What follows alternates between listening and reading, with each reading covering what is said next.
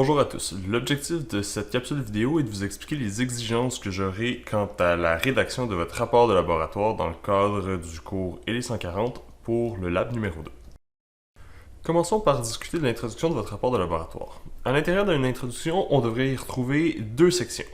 Tout d'abord, vous allez commencer par énoncer quelles sont les techniques de design qui seront expérimentées à l'intérieur de votre laboratoire. Donc, tout au cours du processus de design de votre circuit itératif, vous avez utilisé plusieurs techniques de design. On veut que vous énonciez d'avance les techniques de design qui vont être employées. Puis, dans la deuxième section de votre introduction, vous devriez me parler de l'expérimentation en tant que telle. Donc, ces techniques de design ont servi à créer quel type de circuit.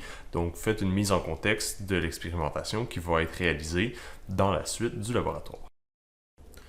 Pour ce qui est de la section théorie et design, vous serez toujours confronté à deux éléments pour chacune des étapes du design de votre circuit itératif. Donc, on veut que vous commenciez par définir un concept avant de montrer comment vous l'avez employé dans votre circuit.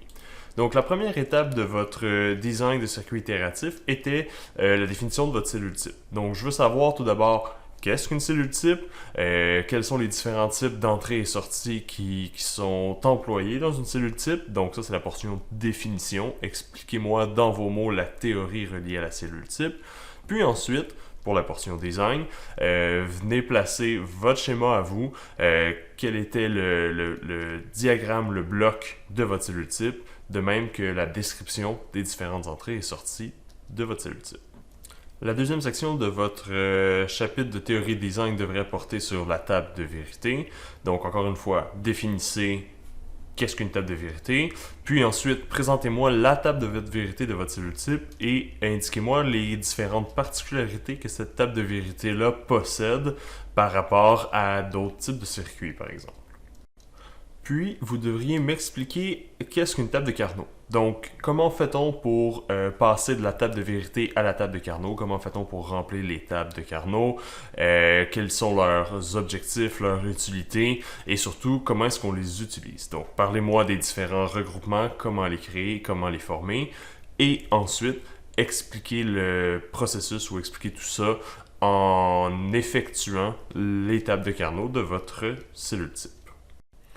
À ce stade, la cellule type est somme toute terminée au niveau de son design et on passe maintenant au niveau du comparateur.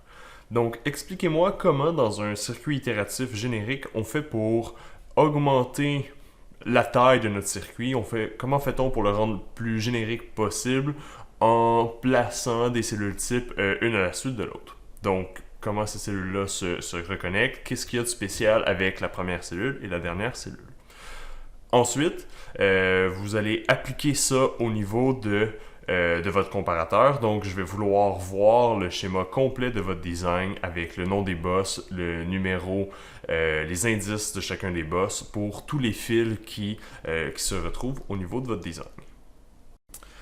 La dernière section de votre rapport de laboratoire portera sur un peu plus l'implémentation. Donc, on veut que vous soyez en mesure de nous indiquer quels sont les liens entre les entrées et les sorties d'une cellule type basée sur votre schéma complet. Donc, on reprend un peu les mêmes étapes que votre préparation au laboratoire. Et durant cette section-là, parlez-moi un peu de comment on va faire pour avoir un comparateur qui peut varier en taille. Donc, on sait que dans votre laboratoire, vous avez fait des simulations sur 16 bits. Dans notre implémentation, dans l'implémentation matérielle, on a fait des comparaisons sur 4 bits. Donc, comment fait-on pour jouer avec la largeur de notre circuit itératif en VHDL et qu'est-ce que ça implique au niveau des connexions entre les différentes cellules types. Pour ce qui est de la section résultats et discussions, ce que je veux que vous fassiez, c'est une comparaison entre vos résultats et votre design. Donc, prenons par exemple votre cellule type. Vous avez eu à faire un chronogramme pour votre cellule type afin de vérifier son fonctionnement. Donc, ce que je veux que vous fassiez dans cette section de votre rapport de laboratoire, c'est évidemment me présenter votre chronogramme, mais juste de faire une capture d'écran de ce chronogramme-là n'est pas suffisant. Vous devez me démontrer d'une façon quelconque que les résultats qui sont obtenus ici au niveau de la sortie de notre chronogramme correspondent à votre table de vérité qui aura été designée dans la portion, dans le chapitre numéro 2. Et juste une phrase pour me dire que les deux sont pareils, ce n'est pas suffisant non plus. Vous devez démontrer que les valeurs qui sont obtenues ici sont exactement les mêmes que ceux que vous vouliez obtenir dans votre table de vérité. Puis viendra le temps de me parler des résultats obtenus sur votre test bench. Donc tout d'abord, on va vous demander de confirmer que vous avez obtenu que des succès dans le rapport de simulation présenté dans le fichier data.out. .text. Donc ici au niveau de votre fichier data.out, montrez-moi que l'ensemble de votre test bench s'est passé adéquatement. Mais ensuite, je vais vouloir que vous m'expliquiez le fonctionnement de votre circuit itératif en le démontrant grâce à des chronogrammes. Donc vous aurez 4 comparaisons à faire ici au niveau du fonctionnement de votre circuit itératif. Et juste faire une description textuelle, je ne trouve pas que c'est suffisant. Donc, je vais vouloir que vous utilisiez votre simulation Model Sim. Ici, par exemple, j'ai pris un des cas de comparaison. Et ce qui nous intéresse, c'est surtout la transition qui existe au niveau des différents signaux intercellules qui sont passés entre l'ensemble des cellules de votre circuit itératif. Donc, pourquoi est-ce que ma cellule commence à 0? Pourquoi est-ce qu'il y a un changement de valeur entre la cellule 16 et la cellule 15?